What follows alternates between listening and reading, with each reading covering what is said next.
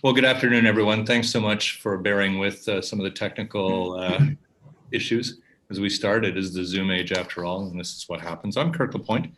Welcome to our debate on the British Columbian economy in advance of Saturday's provincial election. Today, our journalists are going to question representatives from all three major parties in BC on the issues of pandemic relief measures, resources and climate change, and spending and tax issues. We welcome, in alphabetical order, Mike Bernier, the Liberal MLA for Peace River South, Sonia Furstenau, the Green Party of British Columbia MLA for Cowichan Valley, and her party's leader, of course, and George Heyman, new Democratic Party MLA for Vancouver Fairview.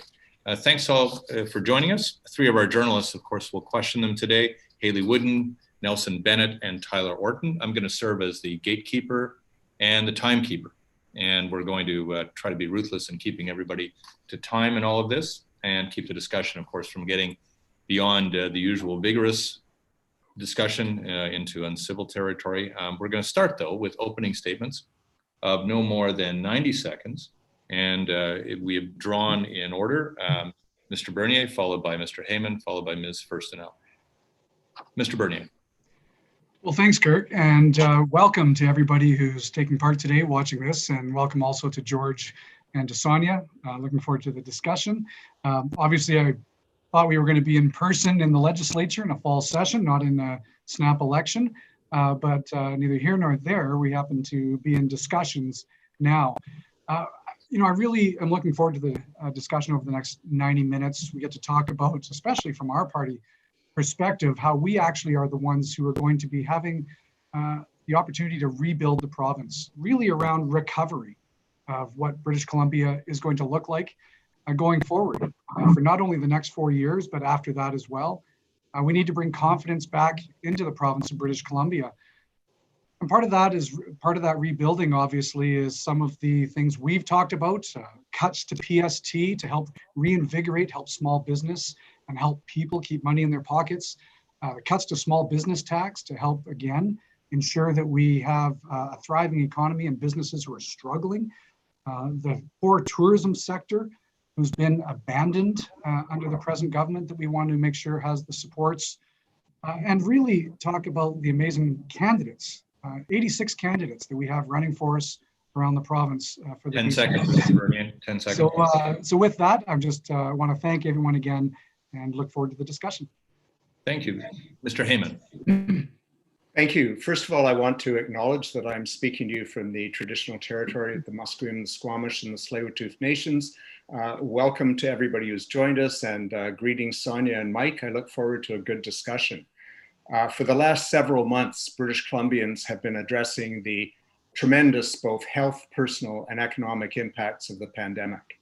And we have worked hard to provide people with the healthcare, the safety, and the addressing of the economic impacts of the pandemic that people so desperately need. We brought forward an economic recovery plan, and now we're at a position where we really need to plan future, several years into the future. We know the pandemic will be with us for a while, and we know that the economic impacts won't go away overnight. So our focus is simple. It's to focus on providing people the services they need, particularly better healthcare that they can rely on. It's to ensure that individuals and small businesses have affordability and security. We want to put workers and small businesses at the front of the recovery. And we want to build good jobs, good livelihoods with a modern, diversified economy. And finally, of course, we need to do that by dealing with the challenge of our generation, climate change, and deal with it seriously with a well thought out plan. Thank you. Thank you, Mr. Heyman. Ms. Furstenau. Thank you, and I'd like to acknowledge I'm on unceded territories of Malahat Nation and Cowichan tribes. COVID-19 has indeed dealt a significant blow to our economy and to our people's sense of security, and people are very much worried about the health of their loved ones and themselves, and very much worried about the future of jobs and the economy in this province. Some are facing economic insecurity for the first time, and for others, it has worsened what was already a precarious financial picture. In response, we need targeted supports where they are needed most. The BC Greens are proposing solutions that would help people and businesses right now and get the economy back onto solid footing. Solutions include helping small businesses make rent payments through the winter, a significant new grant for individuals who are paying too much of their income in rent, affordable and high quality childcare, income for stay-at-home parents, and more flexible working options, and a green recovery from COVID-19 driven by an ambitious climate plan. As we invest to get through this, we need to make sure that we are being deliberate and strategic with every dollar that we spend, and we need to take actions that address the health and economic impacts of COVID now, but position our province for success coming out of COVID-19. Thank you. Thank you all three. Our first segment is on pandemic relief, and the segment's going to feature questions from BIV's Haley Wooden. The first question is going to go to Mr. Bernier for 60 seconds, followed by responses, and the same question to Mr. Heyman and Ms. Furstenau. Haley? In addition to managing the costs of the pandemic, many businesses are struggling to afford insurance. Rates have been impacted by the pandemic itself, along with other market forces. The BC Liberal platform commits to take steps to address steep strata insurance premiums. What role should the province play when it comes to the issue of business insurance affordability? Mr. Bernier, 60 seconds. Well, thank you. And thank you, Haley, for the question. And obviously for a lot of viewers, this is of huge importance. When you look at what we've seen around the strata insurance, it's a policy that has been forgotten, I would say, under the NDP government. When you look at what we brought forward, whether it would be private members' bills, debates in the House, I know MLA Todd Stone was at the forefront of this issue, making sure that people understood that they were being left behind, that government needed to do more. And one of the things we've talked about is making sure that we sit down not only with the business community, but looking at those options to make sure that there's affordability in place. You look right now at, because of COVID, this happened before COVID, but because of COVID, business sectors are struggling. Again, whether it's small business in the tourism sector, that's why we looked at PST cuts and small business tax cuts as a start to be able to help people. Mr. Heyman. Well, thank you. And I would just point out to Mr. Bernier and to the listeners that the BC Liberal platform is filled with massive tax cuts that are going to blow a hole in the budget, with no thought to how those can be targeted strategically to help people who need it the most. The last time the BC Liberals did that, we saw massive cuts to services and big increases in fees, including, ironically, a 1/3 increase in auto insurance fees that left people behind. So we are targeting our assistance strategically, whether it's a $300 million fund to help small business that they can use to spend on a variety of things, whether it's our commitment to look at strata insurance fees and to step in with a public system if the industry itself can't address it. Ms. Furstenau, 60 seconds. Thanks, and I think it's widely acknowledged, as you can see across all three parties, that this is an issue. And so for me, the priority would be that all the parties work together very efficiently and very quickly to get the solutions out. It's a yet another thing that we need to move beyond politics with. In our platform, we've identified that we would convene a task force to deal with the rising cost of insurance, develop solutions with the BC Financial Services Authority, and work with insurance brokers, insurers, and strata owners. But also, I know for businesses, this is an issue, in addition to many other costs that they've seen rising over the last few years. And we have to recognize small businesses and medium-sized businesses are often working very close to margins and can't be seen as a kind of endless revenue machine, but they have to be seen as the vital and important parts of our community and our economy that they are. And we have to orient everything we do to ensure that they stay that way. Thank you. Second question is for Mr. Heyman with responses from Ms. Furstenau and Mr. Bernier, 60 seconds each. Haley? Government has amended liquor laws and taken other steps to help the food service sector better cope with COVID-19. But once physical distancing restrictions are lifted, how will the BC NDP support restaurants and food service establishments? Well, we have committed after our initial move of change to pricing for liquor products that we will extend that into the future, and we will work with the industry to look at ensuring they remain sustainable. Once physical distancing is over, that's not going to change the significant holes that many establishments have fallen into as a result of curtailed business during COVID. But we also know that COVID's going to be with us for a while. I suspect physical distancing will be with us for a while. And I think what we have to be very careful to do collectively in British Columbia is what we have been doing. And that's to flatten the curve, even in the midst of this second wave, to keep things from getting out of control so we don't have to close businesses down again. So many businesses have said that would be the end of them. So whether it's patios, whether it's pricing, whether it's other measures like loans or support for payroll, we need to work with small business and the hospitality industry. Thanks very much. Ms. Furstenau. I think that one of the things that we saw because of COVID-19 was the capacity for governments to act far more quickly than they typically do to make changes. So with changes to the liquor licensing, changes to outdoor seating, changes to all sorts of regulations. And so this needs to stay in place, this kind of capacity for nimbleness, particularly when it comes to COVID recovery around small businesses, around restaurants and food establishments, because they're going to have a very significant hole to dig out of. I met with one yesterday. You know, the revenue is only back up to about 70% right now, but costs remain at 100% of where they were. So recognizing that they're going to need additional support and the government is really going to have to be a good partner in ensuring that when solutions are brought to the table, government's really listening and moving quickly with those. All right, Mr. Bernier, 60 seconds for you.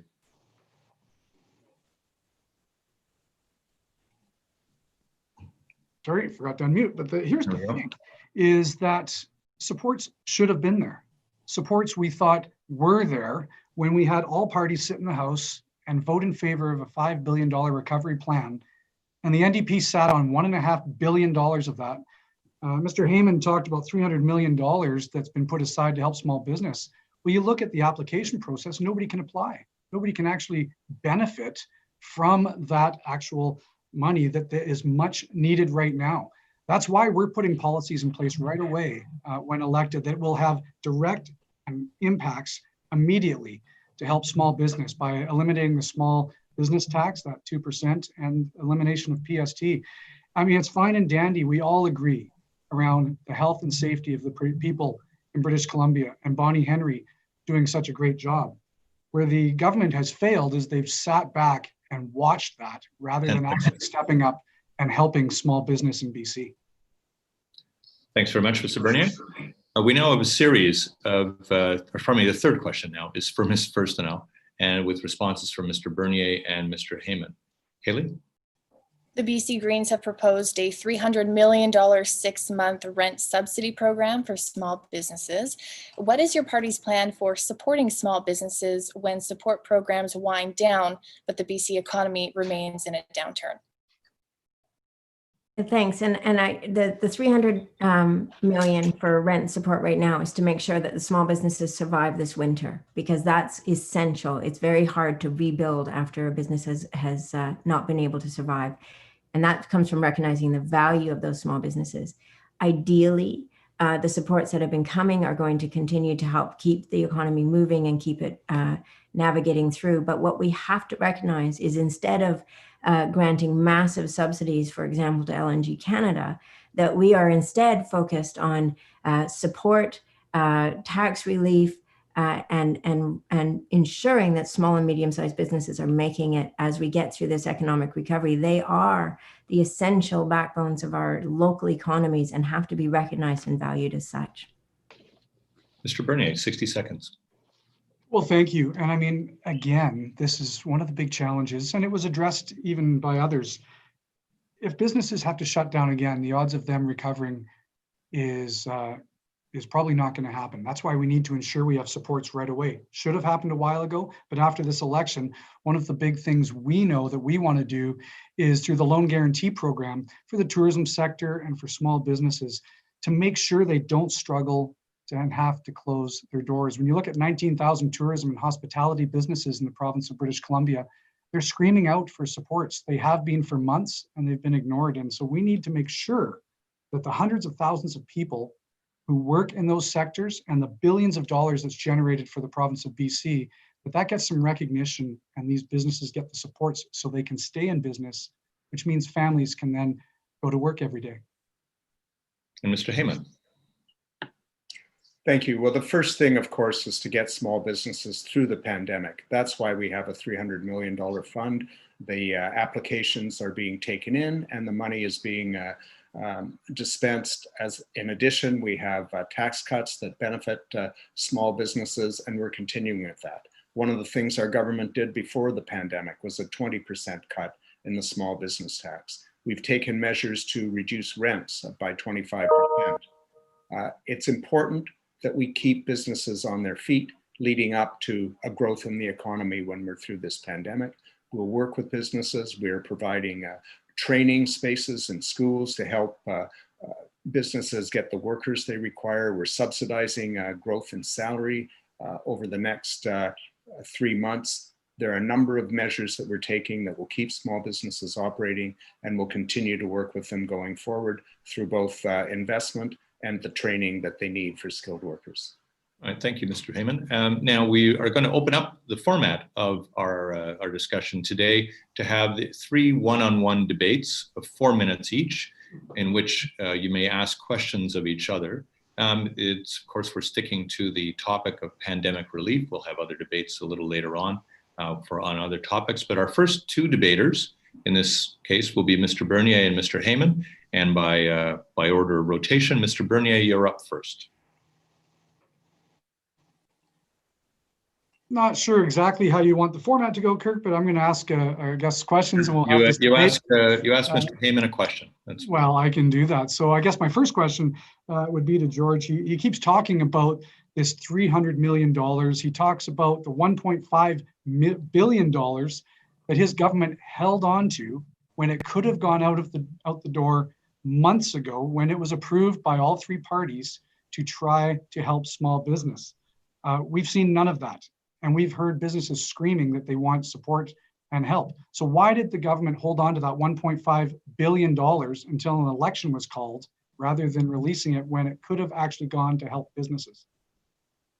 Well, thank you, Mike, but your question betrays the same imprecise and ill thought out approach that your whole party is taking to trying to get votes in this election.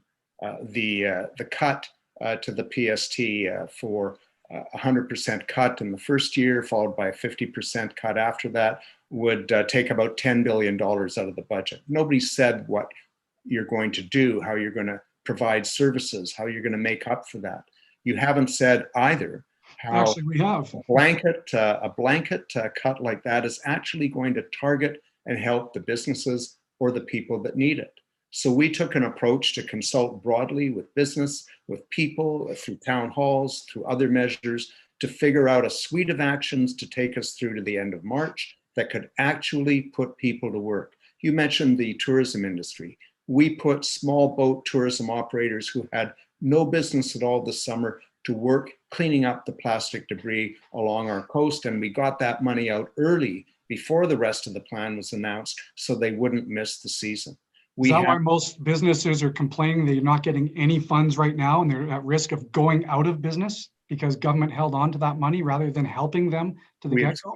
A few jobs is great. Businesses are going out of business. We've supported businesses with the rent cuts, rent freezes they needed. We've given them rental assistance. We're planning more. We have a process to ensure that businesses that ask for the money will get the money. Tourism businesses are eligible for an additional. And they're all saying that none of them are able to qualify under your rules. Mike, so that's simply incorrect.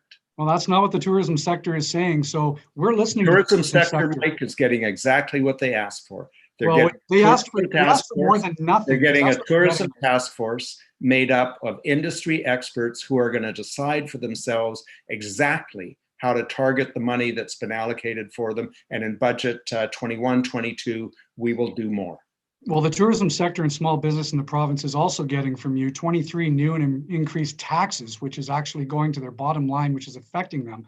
And they're also saying that those are impacting them negatively, which means more people are at risk of losing their jobs, more businesses are at risk of shutting down. This started before the pandemic. So you compound that on now with the pandemic and the lack of supports for business that's come from this government. It's no wonder. Well, Mike, I'd invite you to detail those 23 taxes, but we cut small business taxes by I'd love to get into that. We only have 4 minutes though. Part of the recovery plan is to tell small businesses that they're exempt from PST on new machinery and equipment going forward. So you're agreeing with the cut that we're doing is what you're saying? No, it's a targeted cut, Mike, and it will have a very precise impact instead of allowing multimillionaires to save PST in a yacht when they're doing just fine. Well, I think it's also fair to say PST is a regressive tax and it'll affect people at the lower income levels a lot more than higher. So it's a completely accurate statement. Food, school supplies, clothing for children are all currently exempt from PST. That eats up a lot of what a low income family pays for. People with a lot of resources buy a lot of stuff. Some of it comes from BC, some of it doesn't. We're giving British Columbia. So are you saying that PST is no longer? We'll stop right there, gentlemen, and we're going to go to our second debate. And our second debate features Mr. Heyman and Ms. Furstenau. And Mr. Heyman, you get to ask a question of Ms. Furstenau and launch into this debate. Thank you very much, Kirk and Ms. Furstenau.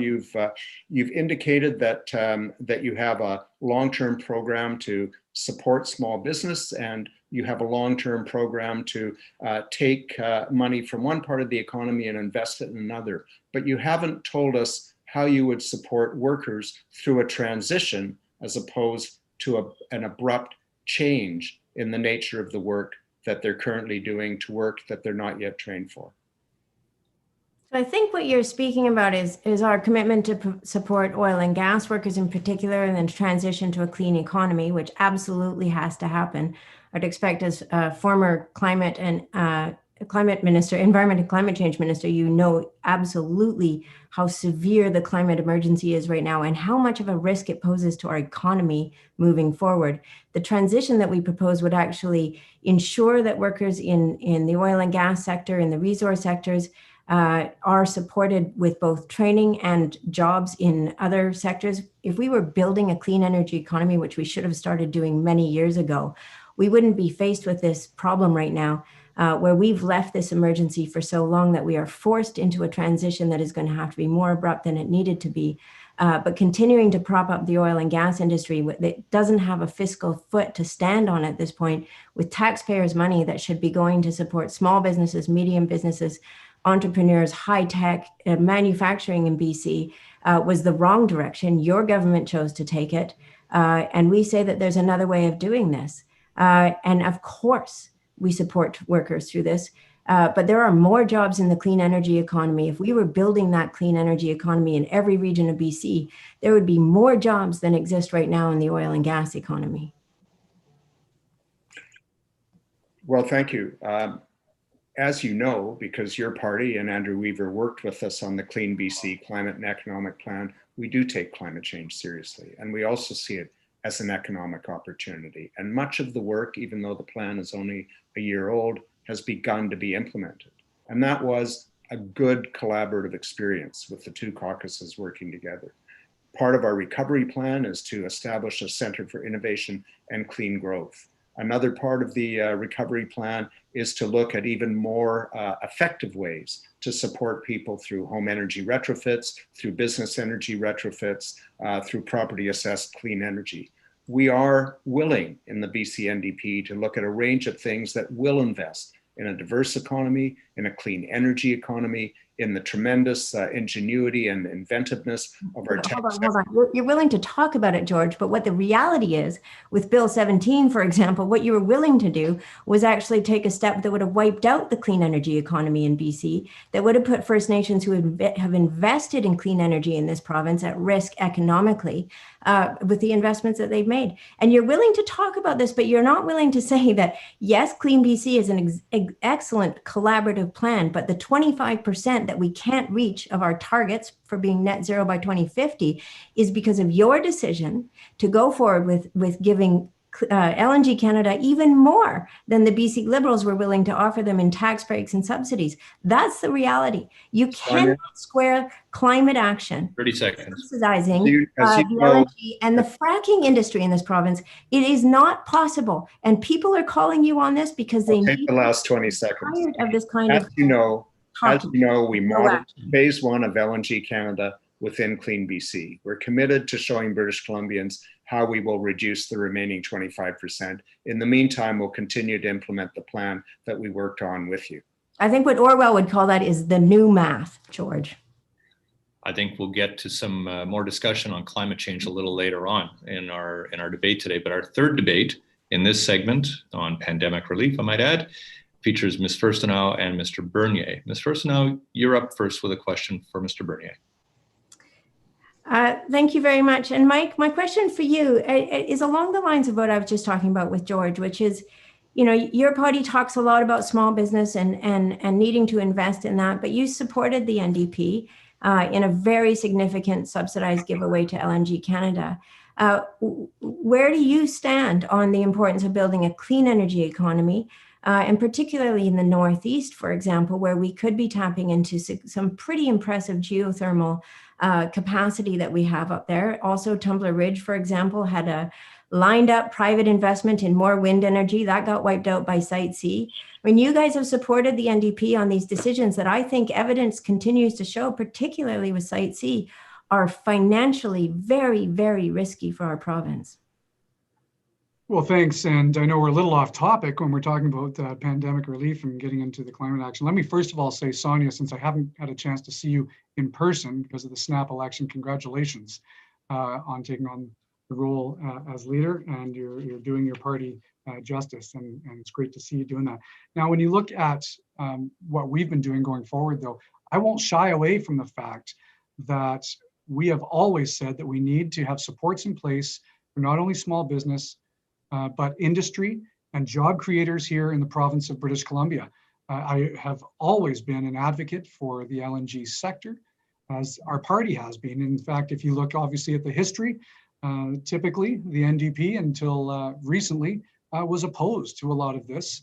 So there's very few times that we've actually been aligned. One of the things that we are in favor of, again, during this crisis is who's the best party for the recovery?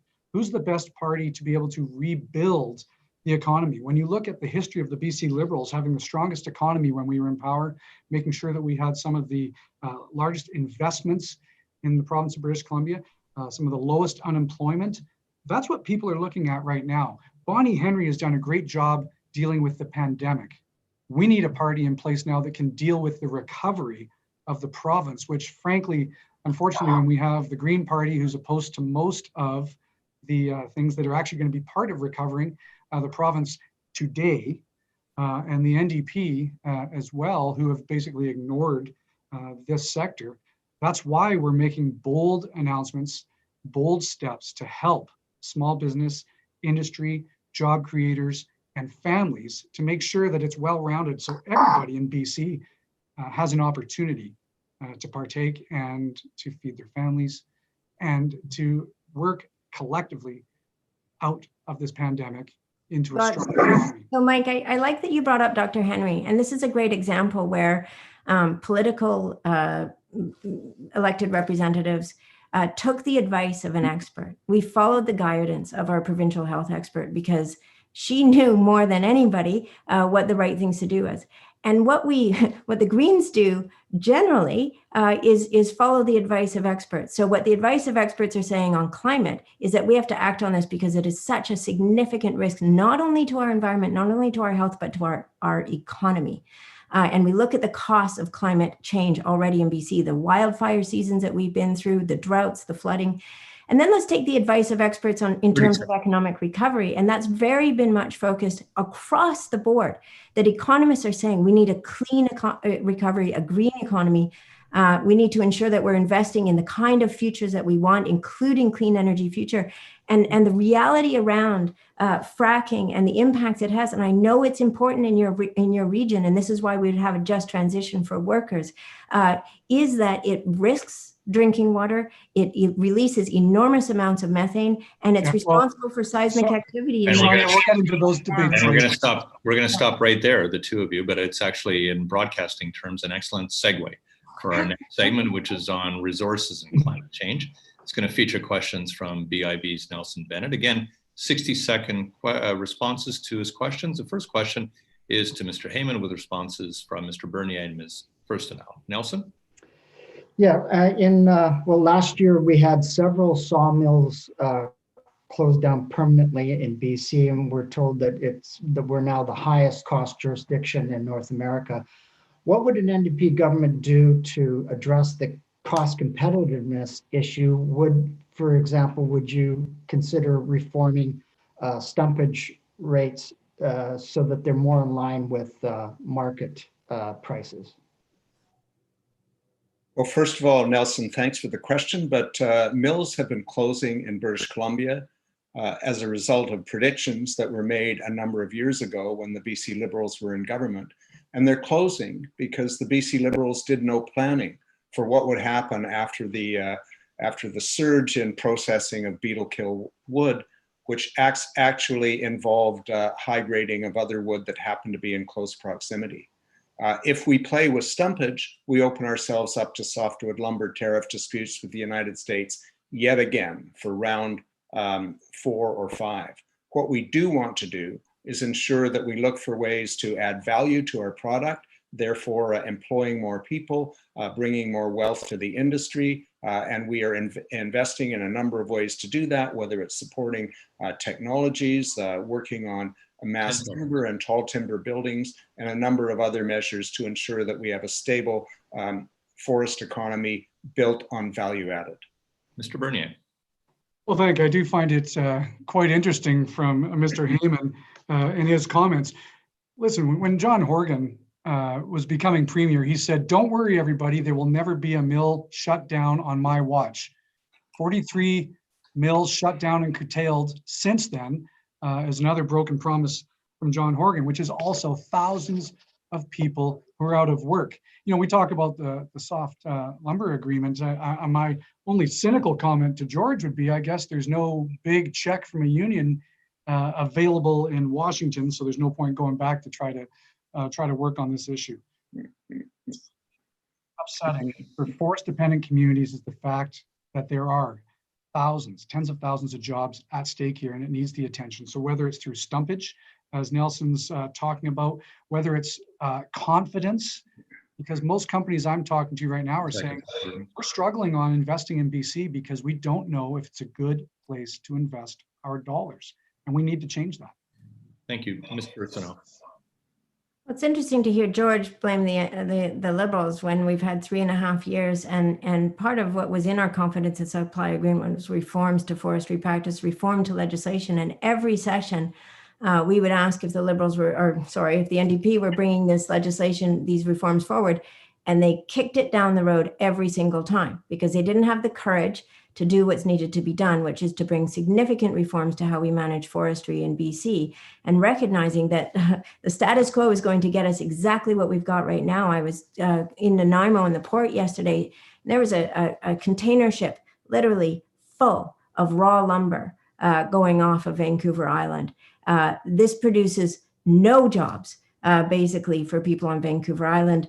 And the fact is that the NDP made no efforts to change the outcomes that we're getting from how we manage our forests in this province, because they wouldn't bring the legislation forward to which is needed. We need to change how we manage forests. We need to ensure that forests are managed locally and that the benefits are staying in the communities where those resources are being extracted. Thanks very much. Your second question actually is to Ms. Furstenau, with Mr. Heyman and Mr. Bernier responding. Nelson? Yeah, if the Green Party were to find itself in a position of influence again in a minority government situation, would the Green Party insist on the cancellation of Site C Dam? And if so, who would pay the billions of dollars in sunk cost? Would it be the taxpayer or BC Hydro ratepayers? Yeah, thank you for the question. And, you know, I point to the Narwhal article that came out today that said Energy Ministry Assistant Deputy Minister Les McLaren knew that BC Hydro had already exhausted its $858 million contingency fund. They knew this a year ago. They knew that there were the geotechnical issues. The mishandling of this project has been shocking, to say the least, and I think we don't even know the beginnings of it. And we're going to hear a lot more of the sunk cost fallacies about we've poured in so much money, we have to keep going. And I think that is a fallacy. And we have to call this government out on their decision to proceed with this. But yeah, the reality is it's going to be, a debt is going to be incurred. And it's greater than it needed to be because the NDP should have canceled this in 2017. But that is not a reason to keep pouring good money after bad. Look at Muskrat Falls and where that got Newfoundland and Labrador. We do not want to end up in that situation. Thanks very much. Mr. Heyman. Well, as Ms. Furstenau knows, the NDP had a different plan for providing British Columbia with energy. It was distributed, it was renewable, it was a combination of energy efficiency and many other measures. However, the BC Liberals, Mike Bernier, Christy Clark, and others were determined to drive this project. And by the time we took office in 2017, there was a lot of money sunk into it, and there would have been a total of $4 billion that could not be amortized over time that British Columbian taxpayers would have had to pay for. This was a gut-wrenching decision. And Ms. Furstenau knows that in the course of negotiations to form the agreement with our party, all that was agreed to was to send this to the BC Utilities Commission. They did not give a conclusive answer. We have always been concerned with Site C, but we didn't feel we could saddle British Columbians with that debt. We're now reviewing new information, and a decision will be made as a result of the Melbourne investigation that we've commissioned. Mr. Bernier. Well, thank you. And the unfortunate part of that answer from the person before me was basically saying the confidence and supply agreement yet again was worth nothing.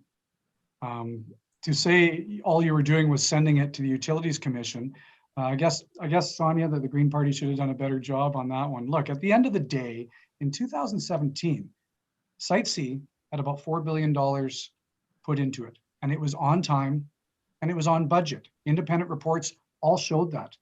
The problem has been over the last couple of years, there has been a lack of oversight by this government. They seem to have had a nonchalant, hands-off approach when it comes to Site C, maybe hoping it would just go away and nobody would talk about it. But this is one of the largest projects in BC history. It's one that requires oversight. It's also one that requires guidance and political involvement to ensure it's done properly and on time and on budget. And we failed that by sending the project to the Utilities Commission, actually put the project behind by 1 year, which cost millions and millions of dollars, which has put us in the problem we're in now. Thank you, Mr. Bernier. Third question is actually to you, Mr. Bernier, with Ms. Furstenau and Mr. Heyman responding. Nelson? Yes, so a BC Liberal government initially introduced carbon taxes in BC. The NDP government has raised them. The Mining Association of BC recently rang alarm bells about carbon leakage. They're saying that they need some mechanism to protect the energy intensive trade exposed industries. So what would a Liberal government do to address this issue?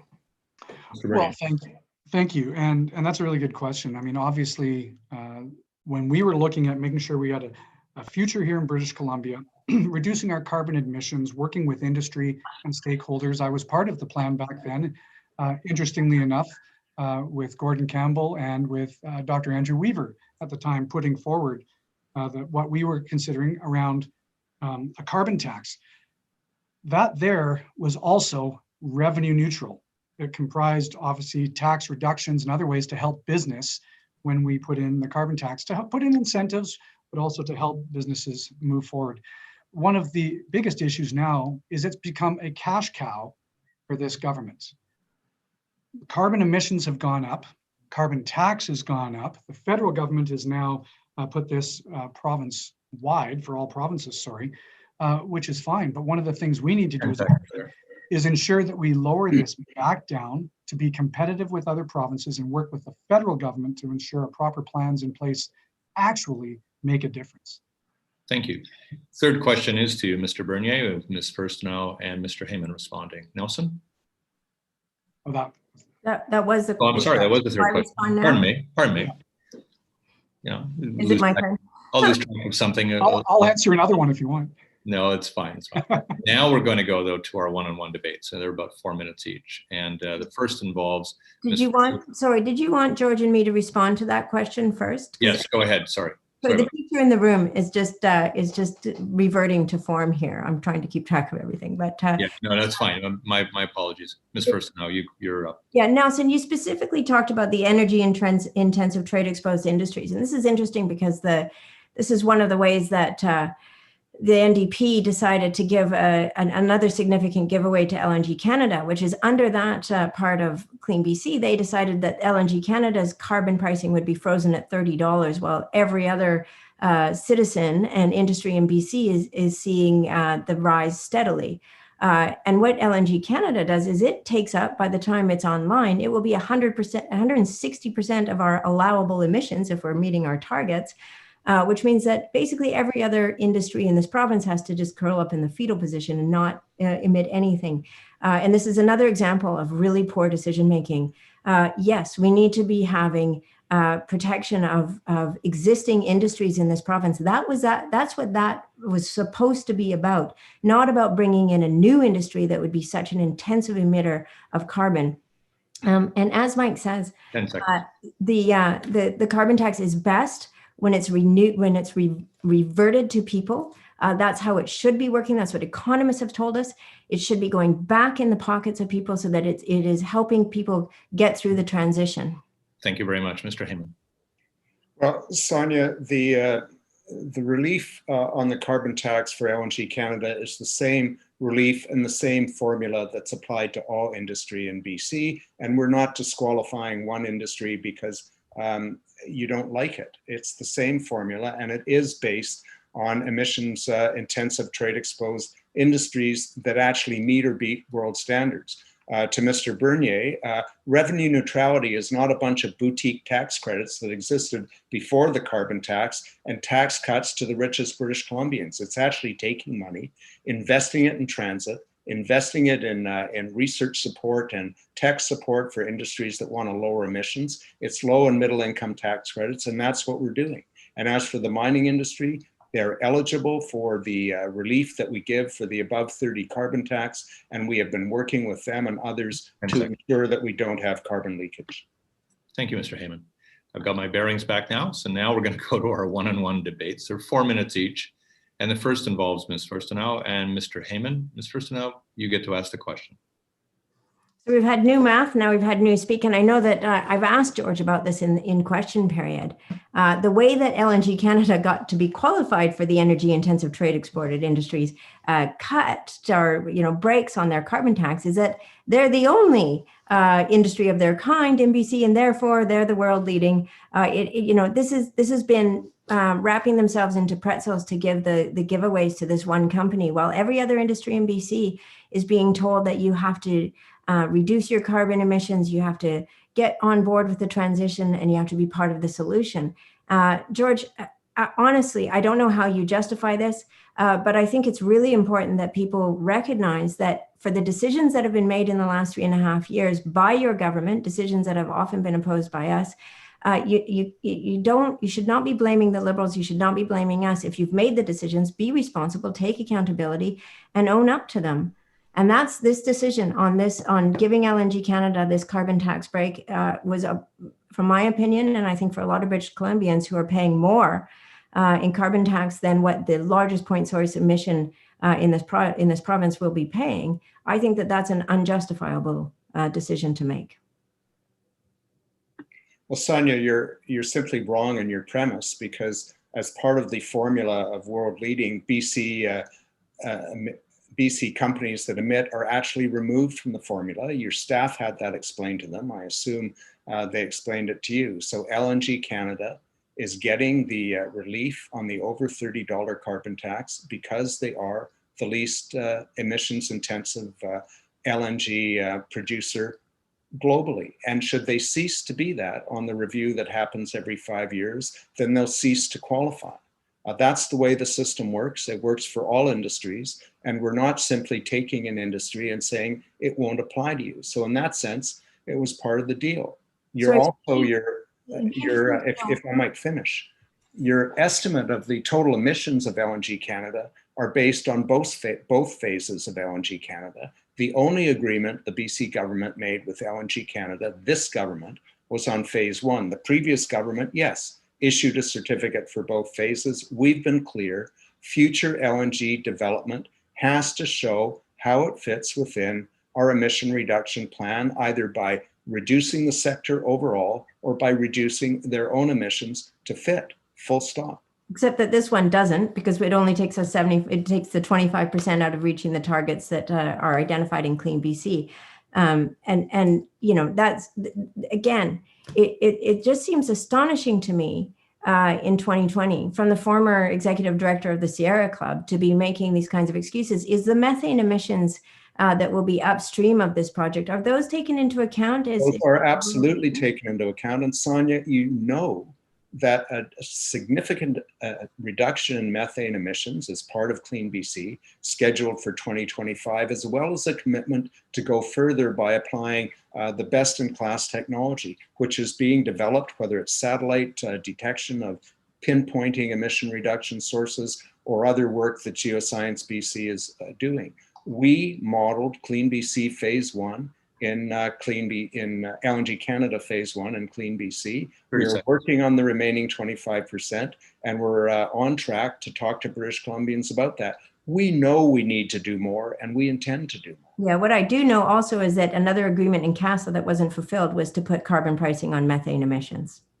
Sonia, we spoke with Andrew Weaver when I met with him regularly, and the agreement was it was more efficient to regulate them. That's the direction we're going. We haven't ruled out pricing it, but regulation gives us a hard figure that they have to reach. All right, thank you, both of you. Our second debate involves Mr. Bernier and Ms. Furstenau. Mr. Bernier, you get to ask the question.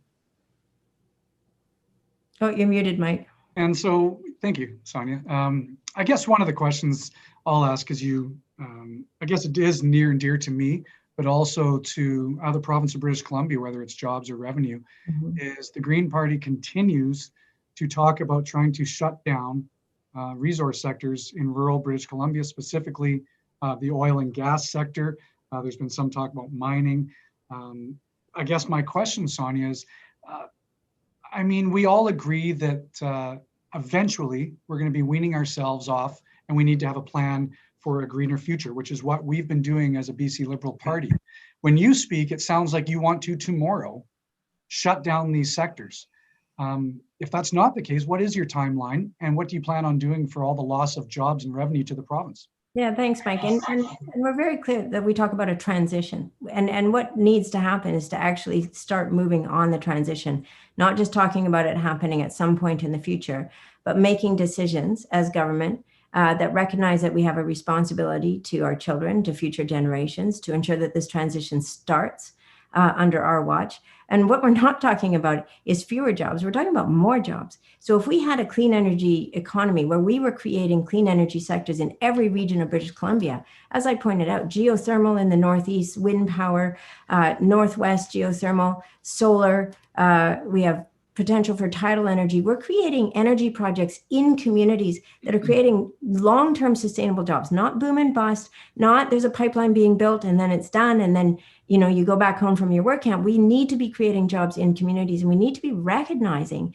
that what we haven't been seizing in British Columbia is this incredible opportunity that we have because we have everything we need to build that clean energy and renewable energy economy. And I find it astonishing that both of the other two parties have been unwilling to recognize that we are bypassing what is so available to us. And one of the visions I have, which I always find so exciting, is this notion that, say in the Northwest, we built the Northwest BC Institute for Renewable Energy, where we're not only figuring out the latest innovation and technology in terms of capturing, storing, moving geothermal energy, but we're exporting that innovation around the world, that capacity. And we're also creating a whole new high-tech economy. It's so. Well, Sonia, let me just say, Sonia, I mean, I appreciate your comments from a high level, but there's no specifics there. And let me just say this, under the BC Liberal government, I'm actually sitting in Dawson Creek right now, the very first city in Canada to be recognized as a solar city. The very first green energy facility in college was built right here in Dawson Creek as well, with partnership of the BC Liberal government. That was back in the days when we understood that we had to start looking for other opportunities to diversify not only our economy, but to make lives better and make sure that we have a clean environment. We have some of the strictest environmental regulations in the world. When you look at the oil and gas sector, we've had huge advances to make sure that we had policies around stopping fracking, making sure that we don't have water contamination, which we, by the way, have never had in the province of BC. Showing up in women's urine. But I will say this, Mike, yes, there was movement. And it's interesting what George said earlier about their plan was this clean energy economy. But they've actually gone backwards. And Bill 17 was going to be pretty much the death knell to that future for British Columbia, because it would have deeply undermined any further investment into clean energy projects in this province, because the door would have been closed. And we worked with your caucus to raise that and to bring the issues and the concerns that particularly First Nations had about that bill. We're out of time for both of you. We're going to go to our third debate now with Mr. Heyman and Mr. Bernier. And Mr. Heyman, you get to ask the question. Well, Mike, you were part of a government under Christy Clark that did nothing more on climate after years of British Columbia under Gordon Campbell actually implementing the continent's first carbon tax, beginning to have a plan. Christy Clark turned away from that. The carbon tax was frozen. And by the way, your government had no specific assistance for emission-intensive trade-exposed industries whatsoever. So if you believe that we need to do something about climate change, other than the periodic photo op next to an electric vehicle charging station that the former premier liked, what are the details in the BC Liberal platform about exactly how you're going to get us on path to reduce emissions to meet our legislated targets? Because Clean BC is independently modeled in a number of sectors with specific measures that we will take year by year, and the emission reductions from those are specified by independent modeling. What is Andrew Wilkinson and your plan? Well, what I can tell you, George, first of all, is we brought in the carbon tax specifically because our government recognized that we as a province wanted to show leadership. We also want to make sure through that leadership that we were competitive. And we've been waiting for other provinces now to move forward with some form of carbon tax to ensure that we are having a thriving economy. We're not penalizing industry and job creators in the province, but also sending a strong message that we need to do something. What we also won't do, George, is what your government did by canceling IPPs. We've had projects on the books, small projects. Mike. No, but George, we had small projects on the books that were going to help rural, small communities, First Nations communities to get off of dirty diesel. They're not being canceled. They're being supported by our government. Those have been canceled. Those projects Nothing has been canceled, Mike, and we're investing with Indigenous communities to get off diesel. What we're not willing to do is spend more than the power is worth going forward, because you almost bankrupted BC Hydro. You know, I also find it interesting though, George, you always talk about the NDP plan. Every time there's a plan, you look at the goalposts, you realize you can't get a goal. Those were your goalposts, and you were falling behind. You admitted it when you were in government. And you've moved the goalposts twice already under the NDP government, and you know that even then you're probably not going to achieve them, which is why the premier himself is out there trying to hide away from this issue and not making this a high profile of the NDP platform. If we didn't want to meet them, we would have brought in accountability legislation to show every year exactly how we're making progress to our targets, and include the independent commentary of a council that will say the advice they're giving us as well as critique what we're doing. Every year, we'll say what we're going to do in the next 3, we'll say what it'll cost, and we'll say how well we did in the previous 2 years. That's now law because of a BC NDP government. And under a BC NDP government, carbon emissions have never, ever been higher than they are now in the province of British Columbia. The last year for which we have emissions data is 2018. We didn't even bring in Clean BC till the end of 2018. You know that. Quit making things up. Which was just moving the goalposts yet again, George. Mike, where's your plan? What are you going to do? That was the question. What's your answer? Yeah, well, our plan is obviously, sorry, Kurt? 30 seconds. Okay, our plan is to continue to work, obviously not just with the stakeholders, but with the scientific data and making sure. Will you implement our plan? Well, you asked me a question, George, and then you just talk over me. So I guess it's hard for me to give an answer when you don't want to hear it. So. All right, well, we'll go to our third segment then. It's on taxes and spending, and it features questions from BIV's Tyler Orton. The first question is to Ms. Furstenau, then Mr. Heyman and Mr. Bernier. Tyler? Yeah, thank you. Ms. Furstenau, the BC Greens would reinstate the carbon tax immediately and return to regular increases. What, if any, concerns do you have about reintroducing or increasing taxes to British Columbians amid an economic recovery? One of the most effective things about the carbon tax when it's applied properly, and again, following the advice of economists, is that it's returned particularly to low and middle income people in the form of rebates. This is something that we put into the confidence and supply agreement and didn't get the full sort of accord on this with the implementation of it by the NDP in this last 3.5 years. But when used as a tool, just like taxes on other behaviors we don't want, but then using that revenue to ensure that there is support for people as we go through the transition, recognizing that low and medium income families do need support through this time, but also recognizing that overall we can see a net benefit to families in terms of finances. Because if you have a lower income, you're likely spending less on carbon and paying less out in carbon tax than you're getting back in the rebate. That's the goal that we would have, following the advice of economists who have been outlining the benefits, economic benefits if we followed that model. Mr. Heyman.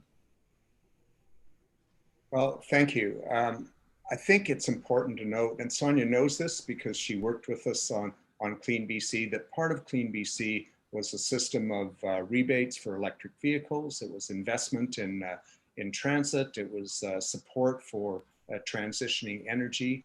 With respect to the carbon tax, we understood in the pandemic, we first instituted a 6-month freeze and extended it for another 6 months because we were in extraordinary circumstance. But our commitment is to raise it again on April 1st, 2021, and we will be in line with the federal program. We know that businesses and people need to have certainty. They need to know what's coming.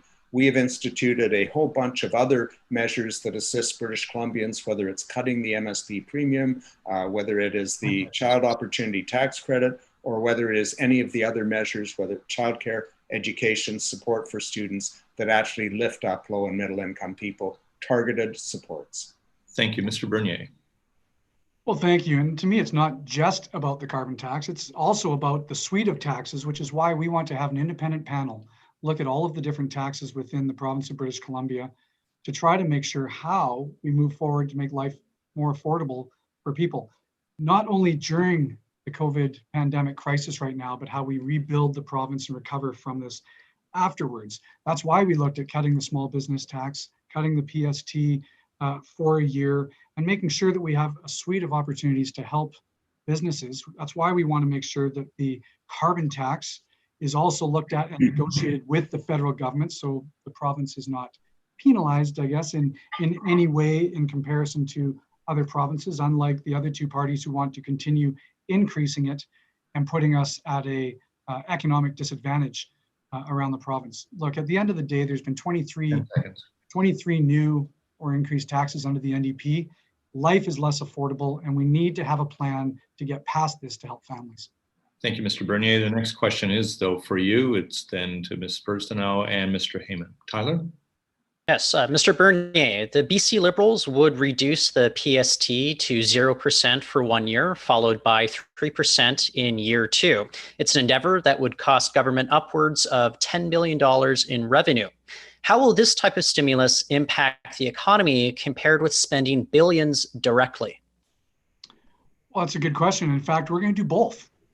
You look at the fact that we've announced an additional $8 billion in infrastructure spending. There'll be over $30 billion over 3 years to ensure that we're stimulating the economy, not with building. But at the same time, it's about making sure we're helping people in the province of BC. And right now, a way we can help people tomorrow under a BC Liberal government is by eliminating the PST for 1 year. We have acknowledged, yes, that is going to have financial effects as far as the revenues into the province. We know that. Nobody's hiding away from that, but we need to figure out a plan to help families, help business to rebuild. As we've said, going forward, every jurisdiction in the Western world right now is looking at deficits. The difference is we've come out publicly and said we will get back to a balanced budget within 5 years. And in that 5 years, we will be rebuilding the province and making sure people have jobs and businesses can stay operational. Ms. Furstenau.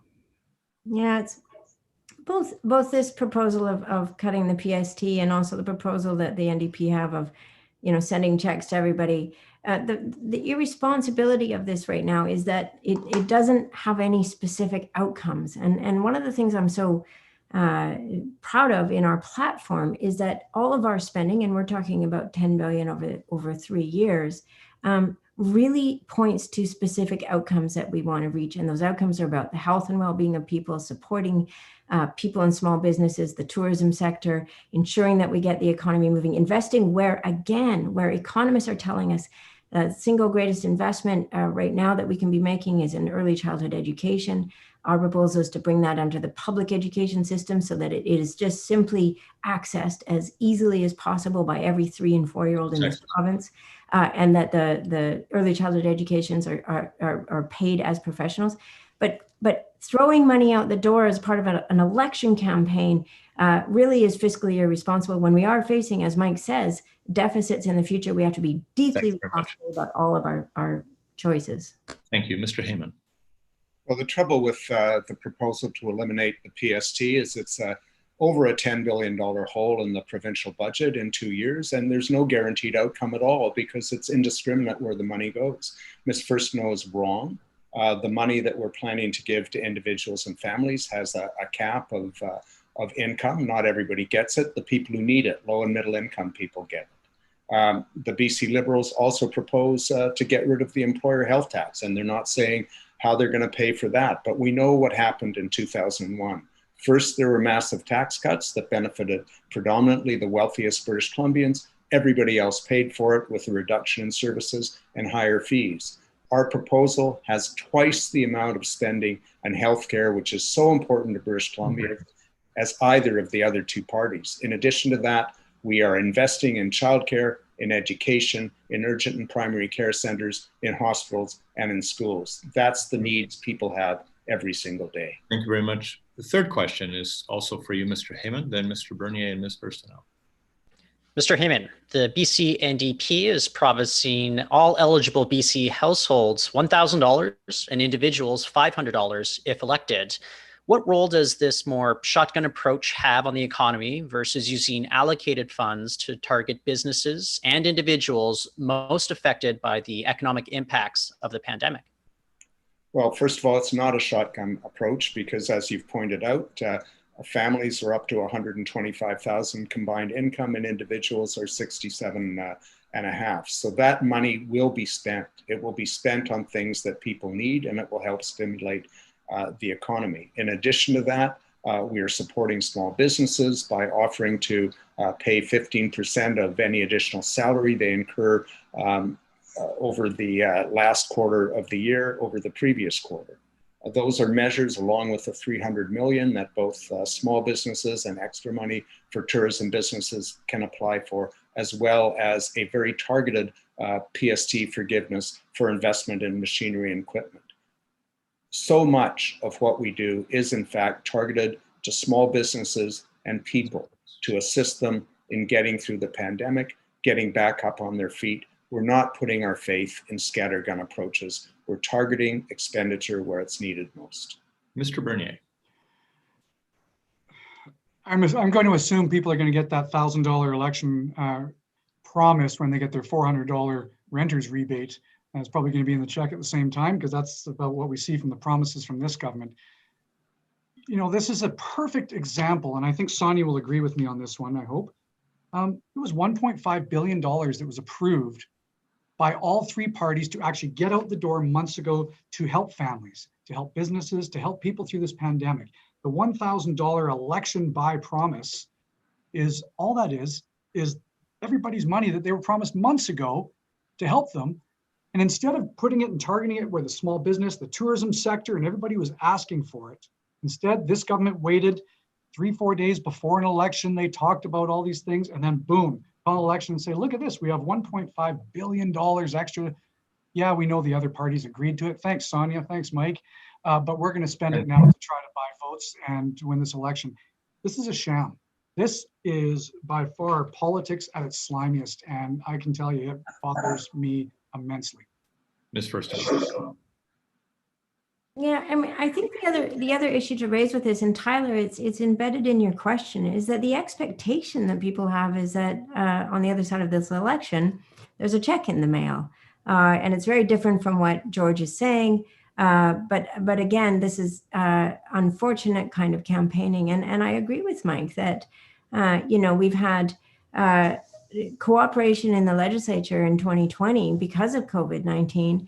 And then all that cooperation was thrown out the window when the NDP decided to campaign on, and as Mike says, a COVID recovery package that was approved by all three parties in the BC legislature. I'm going to throw in one more thing here, which is another bill that I actually sub-amended during the last legislative session that brought more oversight. The NDP wanted to go back to being able to do special warrants for up to 6 months after the end of a state of emergency. And I'm very pleased to have sub-amended that bill so that there is continued government oversight on spending outside of a state of emergency, because the last thing we need is lack of oversight on government spending. Okay, well, now that we've warmed you up, we're actually going to feature a lengthier debate, about 10 minutes in total, among the three parties on taxes and spending. You have a lot to talk about, I think. And by draw, we have determined that Mr. Heyman is going to kick this off with questions for either of the two of you. Well, thank you very much, Kirk. And my question to Mr. Bernier is, British Columbians under our government, the NDP, of 3.5 years, a family with income of $80,000 are paying 42% less net tax than they were under your government. So tell me how your math works, because I know that British Columbians are better off under the changes that we've made, which include reducing the MSP to zero, and under the plans we're talking about bringing forward, whether it's a rent freeze, whether it's the recovery benefit, whether it's investment in childcare, whether it's a 20% cut to ICBC rates instead of your plan to simply turn it over to the private sector, which you don't like in terms of strata insurance, or whether it's access to education grants of $4,000, the average family will save $3,400 a year, and it'll be targeted, it'll be useful, and it will be what people need.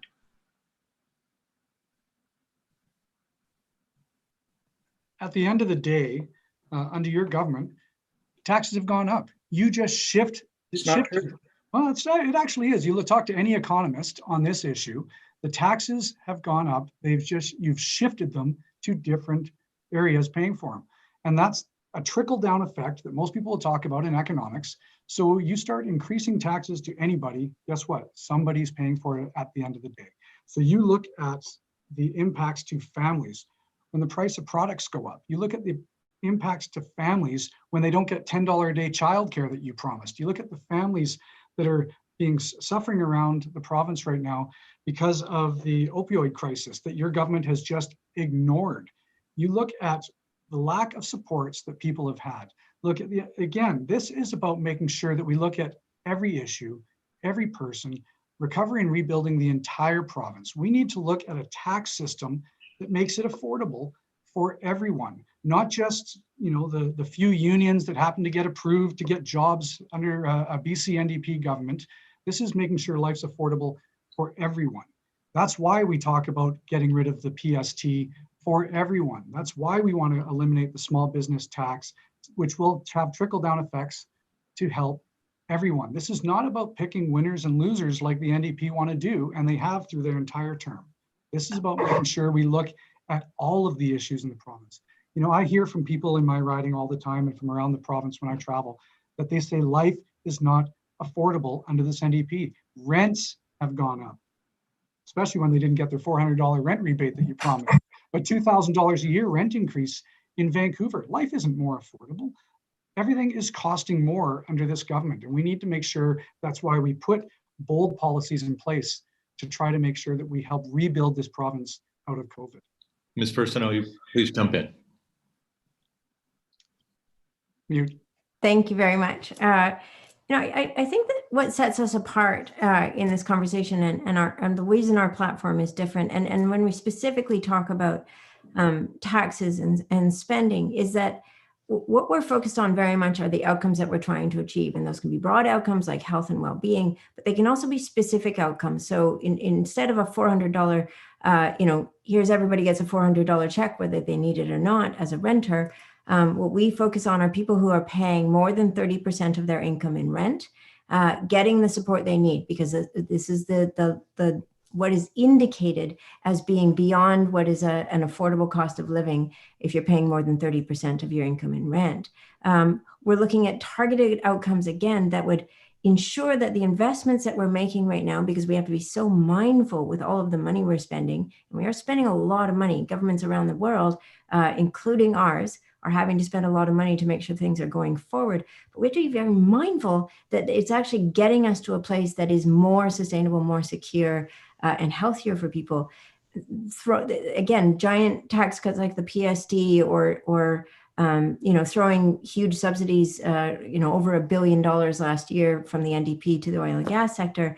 I'm not sure what outcomes we're going to be getting from those, but those aren't leading us to a more sustainable and healthier. And the last thing I'll say on this is, in 2017, and I think this is where we need to go, we proposed a working group to develop proposals for an overhaul of our tax system based on extensive consultation with various groups, including tax policy experts, business representatives, consumer groups, and the public, with terms of reference that would stipulate the outcomes we are seeking from tax reform. So streamlining and simplification, removal of distortionary effects and perverse incentives, and progressiveness and fairness, as well as revenue raising.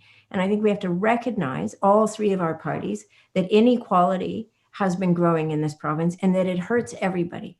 We often think of inequality only hurting the people at the lower end of the economic spectrum. It hurts everybody. And so we have to be feeling an urgency to find the solutions to deal with that as we move forward.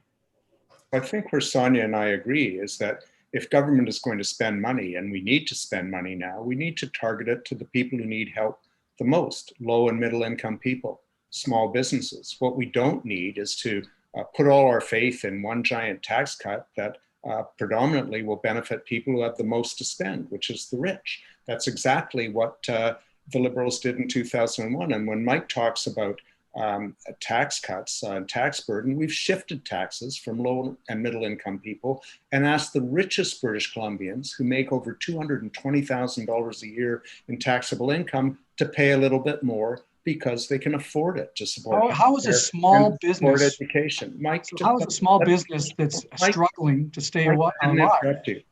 And Mike, you talked about childcare. 32,700 more families now get childcare for $10 a day or less after your government had 16 years and did nothing. We're going to exceed the 22,000 new spaces we promised. And as far as rents go, in Vancouver Fairview, where I've been the MLA for 7 years, people came to me because they were facing 30 to 40% rent increases under your government because of loopholes. We closed the loopholes. We froze rent increases to the rate of inflation, and now we're going to freeze them entirely for a year and then permanently keep them at the rate of inflation. That's the kind of support we give people who need help every day just to get by and to have life be affordable.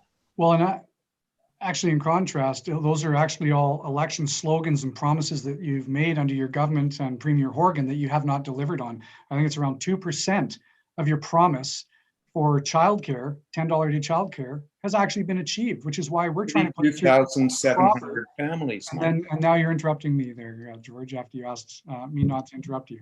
I mean, look, again, this is the challenge that we've seen with the NDP government, is they're just throwing promises at the wall to see what sticks, but not able to deliver on hardly any of them.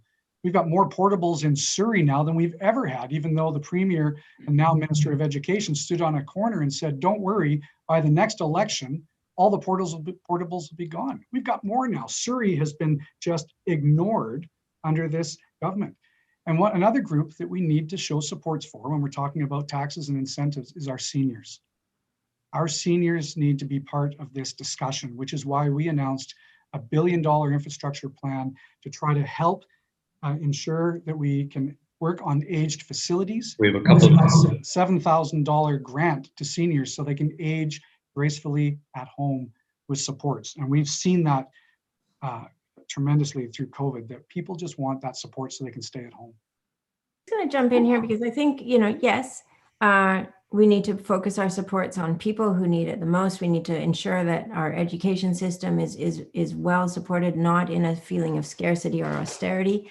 But the difference, I think, between us and the NDP that really needs to be pointed out is, and I think, where we recognize the importance is small businesses, medium-sized businesses who are really feeling that they're struggling right now. We know that some of the supports have not been moving out the door because of this election. We know that the tourism sector needs more help right now. The grant process is too complicated. The criteria are too complicated.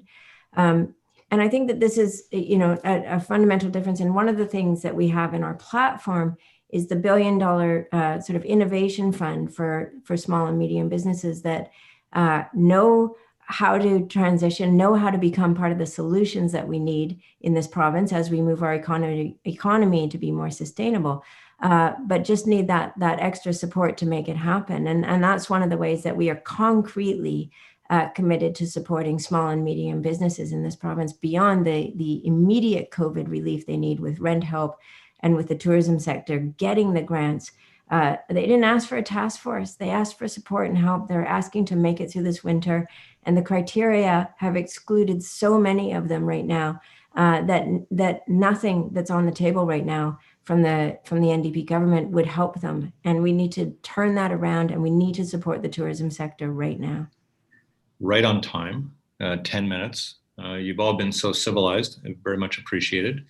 But we are now going to move to closing statements of 60 seconds each. We're going to go in reverse order of the opening statements. So it'll be Ms. Furstenau, followed by Mr. Heyman and Mr. Bernier.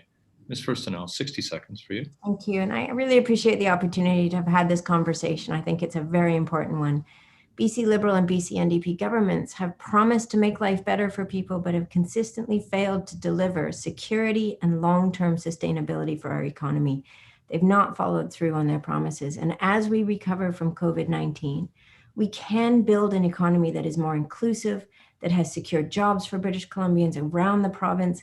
We can establish BC as a world-leading low-carbon economy and export the ideas and the technology and the innovation that the world needs to solve the climate crisis. We know that the government works better when no party has all the power. No matter the outcome of this election, I will fight for immediate and targeted support that will get us through COVID-19, and I will hold the government accountable for positioning our economy to emerge stronger, cleaner, and more equitable on the other side of this pandemic. Thank you. Thank you very much. Mr. Heyman. Well, this election is about an opportunity to decide which path we want to take forward. Do we want to take a path forward that provides better healthcare to British Columbians, that provides support to people, workers, and small businesses? Or do we want to use gimmicks and tax cuts, not tell people how we're going to pay for them, and then cut services in the future? Mr. Bernier talked about seniors' long-term care and home support. Home support was cut 30% by the previous government. We're committed to training more long-term care workers, 7,000 of them. We're committed to ensuring stability in long-term care homes. We're committed to training home support workers and paying them a decent wage so they can work with seniors so seniors can age in place. We have double the investment plan for healthcare as either of the two parties, and we were rated by the Association of Family Physicians as having the best healthcare plan. We are going to move forward, building a modern, diverse economy that looks to the future, a low carbon future, and helps everyone. Thank you, Mr. Heyman. And Mr. Bernier. Well, thank you. And just want to end also by just saying thank you to everybody who's participating and watching. Hopefully you could see a bit of contrast between the three different parties. The difference for us is, look, Bonnie Henry was hired under the BC Liberal government. We respect the work she's done, but what we're looking for is somebody that continue to work with her and move forward to rebuild the province. We are the only party that's putting forward some goals and some targets and a vision to help get out of this COVID crisis. The NDP, unfortunately, almost all their speaking notes have been, we might be in COVID for a while, so elect us so we can keep riding on Bonnie Henry's coattails. That's not what this election is about. It's about making sure we have a vision for the future. And that's something that we've put forward with not only our tax cuts, but our vision around helping seniors. We have amazing candidates around the province. You know, we want to make sure, again, as the only party that has diversity geographically of the entire province, we remember BC is a big place. We have people in every corner within our party, and we need to work together as a province to get through this and rebuild our province. Thank you very much, Mr. Bernier. I want to thank our candidates, of course, today for their generous provision of their time on the eve of voting day Saturday. Of course, we'll expect them out in their communities here as soon as we're done. In alphabetical order, Mike Bernier, the Liberal MLA in Peace River South, Sonia Furstenau, the Green Party MLA in Cowichan Valley, and George Heyman, the new Democratic Party MLA in Vancouver Fairview. Thanks a lot to our journalists and their questions, Haley Wooden, Nelson Bennett, and Tyler Orton. Thanks also to Albert Van Sanford for his technical leadership and organization for this event. And thanks to everyone there for watching us across Zoom and on YouTube today. No matter your political choice, please make that choice in voting by Saturday at 8 p.m. The results might be some time in coming, but please vote. I'm Kirk LaPointe, publisher and editor-in-chief at Business in Vancouver. Thanks a lot for joining us today. Thank you, everyone.